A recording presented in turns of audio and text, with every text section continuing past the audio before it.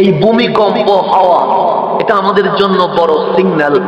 এরকম বিভিন্ন বার্তা আল্লাহ বারবার দিচ্ছে, বান্দা তোমার কিসের ক্ষমতা, কিসের ক্ষেপণাস্ত্র, কিসের এমপি, কিসের মন্ত্রী, আমার একটা ঝাঁকুনির সামনে রাষ্ট্রপতি থেকে রিকশাওয়ালা পর্যন্ত সেকেন্ডের ভেতরে অসহায় হইতে দেরি হবে না, এরপরেও কি তুমি ফিরে আসবে না?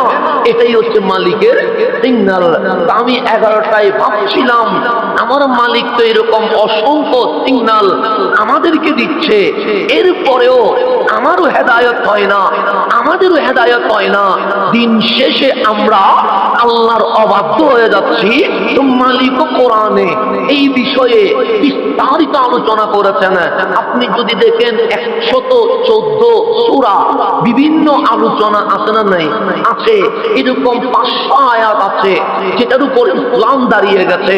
এরপর হেকায়া অনেক ঘটনা আছে যেখান থেকে মালিক শিক্ষা নেওয়ার আমাদেরকে আদেশ করেছে। এরপর আরো অনেক আদেশ নিষেধ আছে। এরপর জান্নাত জাহান্নামের কথা আছে। প্রত্যেক সূরায় কিছু মূল জিনিস আছে।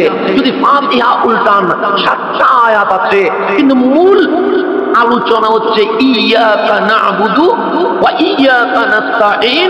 এটাই সূরা ফাতিহার মূল কথা। সূরা ইখলাস যদি উল্টান, সেখানে কুল হুয়াল্লাহু আহাদ, মূল কথা হচ্ছে লা ইলাহা ইল্লাল্লাহ। এরকম প্রত্যেকটা সূরায় আসল কথা আছে। আপনি যদি কোরআন খোলেন, সর্ববৃহৎ সূরার নাম সূরাতুল বাকারা। এর চেয়ে বড় কোন সূরা নাই। নামটাও গাবি, তো গাবি নাম দিয়ে আল্লাহ একটা সূরা নাযিল করেছে।